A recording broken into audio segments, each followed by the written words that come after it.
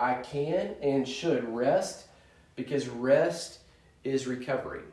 Here's one of the things that occurs, and lavender's great if you want to diffuse it. It's great to put on your ankles to create kind of this bedtime routine. Great to put on your ankles, great to put on your wrist, temples, even a couple drops on your pillow. Diffuse it in your room 30 minutes or so before you go to bed, while you're brushing your teeth, while you're washing your face, doing whatever that routine is, changing out of day clothes into night clothes, and then just let that diffuser go all night. It'll automatically shut off. If you have a good diffuser, all the young living ones actually do shut off. Most diffusers automatically shut off. Lavender creates this space of rest and helps your body just chill. Here's why it's important, because when things are going on that are high stressors, particularly like guilt, shame, condemnation, that tends to put our body, like our adrenals kick in, and our bodies tend to go into overdrive to deal with that. It puts us on high alert.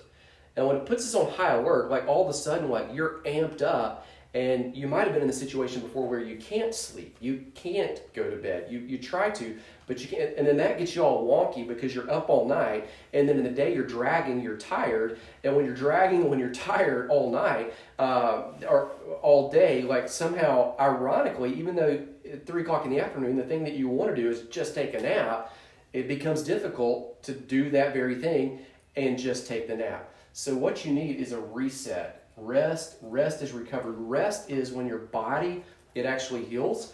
Rest is when your mind, it just kind of resets, it recalibrates, it sorts things from the day. Rest is when your emotions just and pause.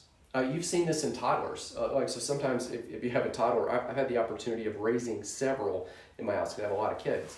And so all the kids when they were little, and still the littlest one now, even though he's 6, almost 7, that they were always in this phase, probably once every, like, I want to say it was like once every 6 months or so. It's probably more than that because, toddlers, right?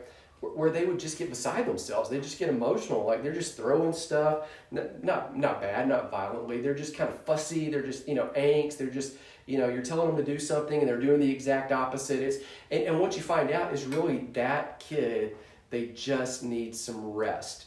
They're just a little bit emotional. They're just a little bit amped up. They can't deal with life right now because they're a little bit amped up. And if I can get them rest and let them take the nap, let them sleep. Tomorrow's a new day. They wake up, they're miniature angels for a couple hours. Adults are the same way. And many times when we're dealing with high stress, when we're dealing with feelings of guilt, condemnation, when you get tweaked because somebody pops off at you and that it causes you to relive something that you're feeling guilt, shame, condemnation for, causes you to amp up, and what you might need is just a reboot, just a hard reset, just like your cell phone, just like your computer. Sometimes calling in customer service, waiting for hours, and then they say, hey, just power that thing down, then power it back up, is exactly the same thing that you need when you're dealing with hard stuff.